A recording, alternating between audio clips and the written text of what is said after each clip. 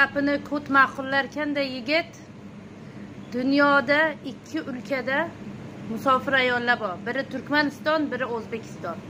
Boshqa hiçbir ülkenin ayollari bolasini, chaqasini tashab, musofirchilikni bo'yniga olib, ro'zg'or qilaman, uy-joy qilaman deb musofirchilikka chiqmaydi.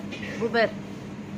Ikkinchidan, dunyoni ikkita ülkesida o'zini erkakman degan sharafsi, nomusi, orini ko'chaga, musofirchilikka qo'yib qo'ygan dunyoning ikkita ülkesida erkaklar bor. Biri O'zbek, biri Turkman. O'zbek bo'lganlaringdan, Turkman bo'lganlaringdan faxrlaninglar.